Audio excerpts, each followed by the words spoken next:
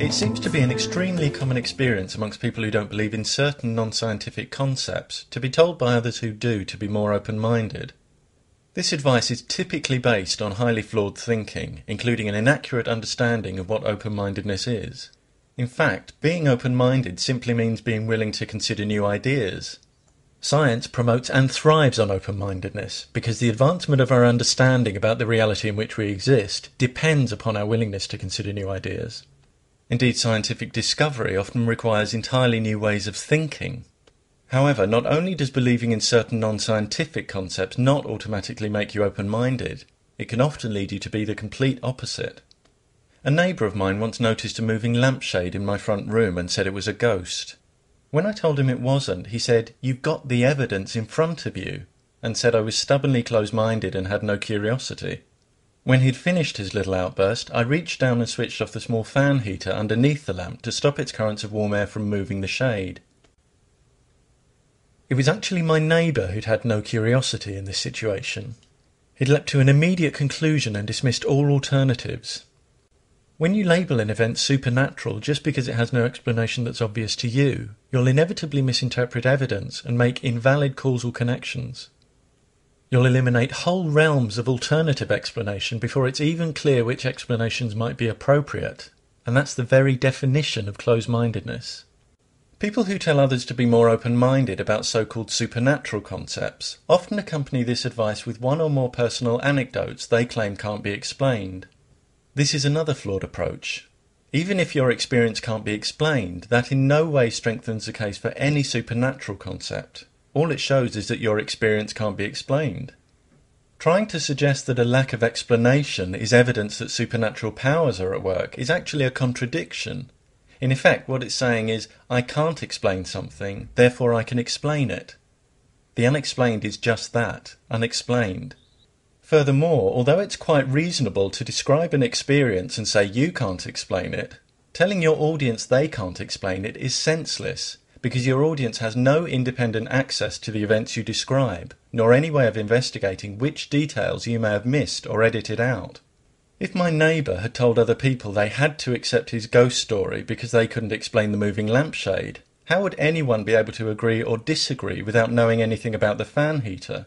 Expecting others just to take your word that you've had a brush with the supernatural is simply unrealistic. Even if I saw someone disappear right in front of me, I'd recognise how unreasonable it would be to expect a complete stranger just to believe me without corroborating evidence, however personally frustrating that might feel. Someone once tried to suggest to me that scientists who ask for evidence before accepting claims are as close-minded as witch doctors. The idea that requiring evidence makes you close-minded is a fallacy. A willingness to consider new ideas doesn't commit you to accepting them unconditionally.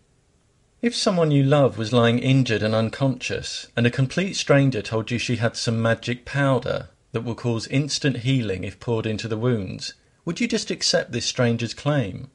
Would it be close-minded not to let her pour a substance you know nothing about into the open wounds of someone you love? We're all sceptical about some things. If Alfie isn't sceptical about the existence of ghosts, and Beth is, it may be that Beth's experience of other people's flawed evidence and logic has given her strong reasons to be sceptical. Now, if Alfie develops a valid operational definition for what ghosts are supposed to be and produces valid evidence, Beth might one day re-evaluate and accept their existence. But it's important to remember that unless Beth says something like, "Ghosts do not exist," she's made no factual claim requiring justification or indicating a closed mind. I've watched a number of people work themselves up into a froth about me having a closed mind on some paranormal issue, only to realise when they start listening carefully that I don't actually hold the views they've rashly attributed to me. For example, when I say I don't believe in something, I've not said it can't be true. All I've said is that I've not yet been presented with persuasive evidence for it. Now, if someone describes an entity to me that's logically impossible, then in those specific cases I might well say X cannot be true, and I'll back up my statement. But it's a classic debating trick to exaggerate and therefore misrepresent another person's position. And when you treat someone's statement of non-belief as an assertion that something cannot be true, this is exactly what you're doing. If you have difficulty accepting that other people don't share your beliefs, then that's unfortunate for you, because there's a lot of difference out there. But if knowing that someone's beliefs differ from yours causes you to lose a sense of perspective when talking to them, so that as soon as you hear certain trigger words, you start grafting inaccurately assumed attitudes onto them, you're no longer communicating. You're merely rehearsing your own prejudices, and that's truly close-minded. In the course of my life, I've been told to be more open-minded by people who believe in a God but not reincarnation, and people who believe in reincarnation but not gods. Both groups seem quite happy for others to express skepticism when they do, but not when they don't. For these people, open-mindedness seems to mean agreeing with me. Then there are others whose idea of open-mindedness is accepting the unreliable testimony of any random person with a spooky story. These people are often also fiercely skeptical of science. Certain comments can quickly reveal their poor understanding of what it is, and this results in two supreme ironies. One is that they're guilty of exactly the same skeptical attitude they criticise in other people. The other is that what they're reserving their skepticism for is a domain that emphasises skepticism. In other words, they're skeptical of skepticism. Again, open-mindedness isn't about believing things. So believing in more paranormal things than the next person doesn't make you more open-minded, though it can be a sign that you're more gullible. And despite what some people would have us believe, it's not a virtue to be easily persuaded by people. Those who say it is, and that requiring evidence is close-minded, clearly wouldn't survive one day in a court of law. After all, what does the person with that attitude do in any situation where there's more than one version of events? And is it close-minded to require evidence of someone's guilt before locking them up? These attitudes don't stand up for a moment in the real world. It would be absurd to suggest that we need evidence for everything we're told. When a friend tells us about their day at work, we don't ask them to back up what they say. And we don't stop enjoying films and stories just because they contain incredible events.